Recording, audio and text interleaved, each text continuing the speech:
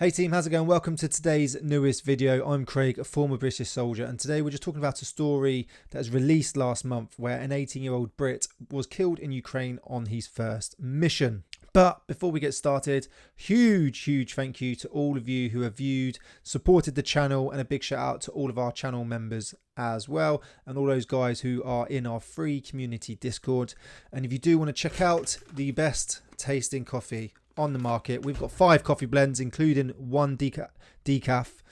Go to combatreadyhq.co.uk. the link is in the description. We've also got thermal tumblers to keep your brews nice and hot, and we've got a few t-shirts and patches as well. But getting into the story then, my son was 18 and went to Ukraine as cannon fodder. So he served in Ukraine's International Legion.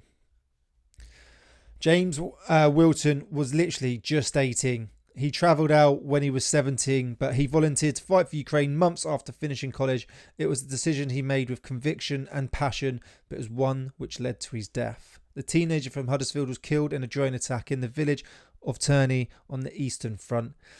This is what his dad says. He had his whole life in front of him. I would swap places with him tomorrow just so he could be sat at home having a pint and watching the darts. I'm 52. I've lived my life. He was 18. Who knows what he could have done? He didn't have a life. That's the worst part. And this is what people need to realise. He wanted to join the army but decided to go college. And then once leaving college, he decided to go Ukraine. When this all kicked off 3 years ago, it was coming out in the news. Loads of people were going to volunteer. That's, all around the world, former soldiers to people who've got no military experience at all. And I said, my personal opinion is, it's stupid going out there if you've got no military experience. I'm not going to talk about whether they should go or shouldn't go, whether it's our war, whether it's not. That's not what I'm here to talk about. But I'm just going to talk about this lad's story and the family that has lost their son, because he really wanted to join the British Army by the looks of it. He, wanted to go to war, as most soldiers do, hence why they joined the British Army. Be careful what you wish for, but it's just how we think. What he did get out while he was out there, which is, what would happen in a war situation, the UK might be able to give more, but all he got, if you read this report, was 4 weeks worth of training. That's it. 4 weeks worth of training. He's 17, 18 years old, fresh out of college, no prior military experience at all. He's had 4 weeks training. He's then sent out onto the front line in the Dignesh region, which is absolutely crazy. And what his family says here is they sat down with him, they had various conversations, they tried to talk him out of it. This is his mother, his 2 sisters, and his dad. And they were trying to talk to him, trying to convince him not to go.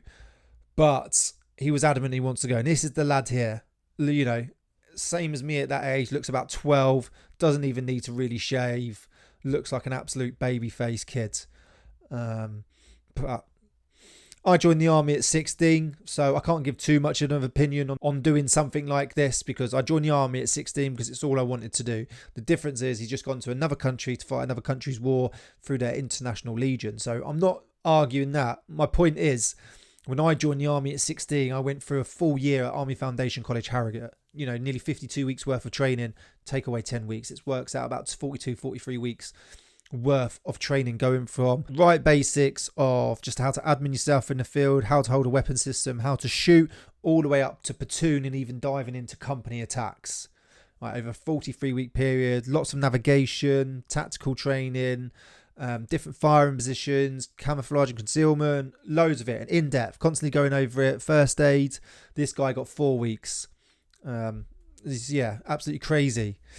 What it does say here is, which I don't know how true this is, so anyone who has fought in the International Legion, please do comment, but it says, speaking ahead of the 3rd anniversary of the start of the war later this month, Graham says his son and his comrades who hailed from all over the world. There is people all over the world fighting for Ukraine and had varying degrees of military experience, were totally ill-equipped and were used as cannon fodder. A Ukrainian spokesman said, For the International Legion said the strategy of Ukrainian armed forces is based on the intelligent use of resources, tactical planning and technical advantages. Every offensive defensive operation is planned based on intelligence, detailed risk of analysis. The situation with supplies today is fundamentally different from the first months of the full-scale war. The spokesman said their units receive the same standardized equipment as the Ukrainian army and are supplied with modern weapons. Looking at this picture here, if that's how he's gone out to fight, then no, he hasn't been supplied with the most modern weapons and full set of kit. But yeah, he's got some sort of chest plate carrier, helmet. Looks like an AK or something, but an old battered one with some old battered magazines. So this is obviously some of the issues we've got. What he says, though, his dad, still Graham, is unaware of James having any regrets about his decision during a regular telephone conversation, which he says were part of his son's desire to hold on to some normality.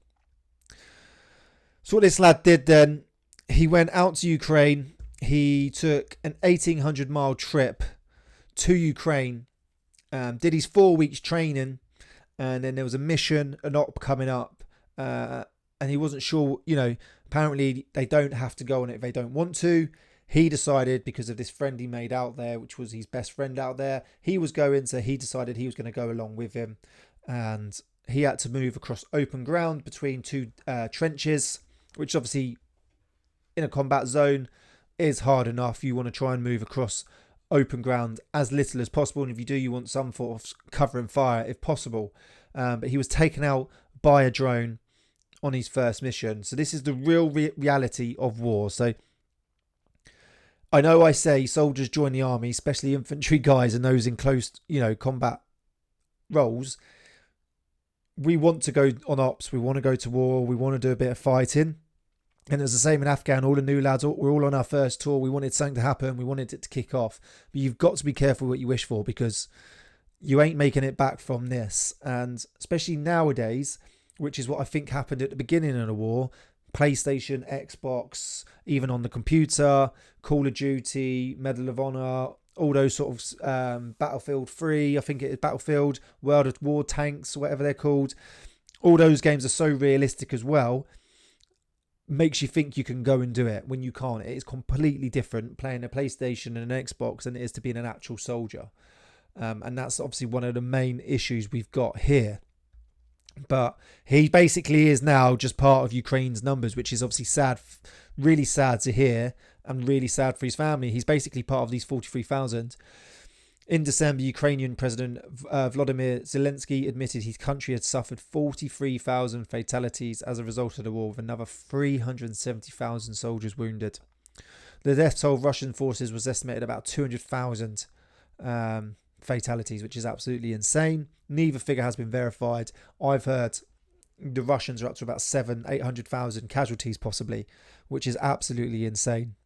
So, but his father feels he's had no regrets, like where his son had no regrets being out there. But his son did say that he was talking of possibly coming home sooner than he'd planned, because it wasn't what he thought. Because it's not like a computer game. You get out there, then most people put in some camp. It's got bare minimal equipment, crap food.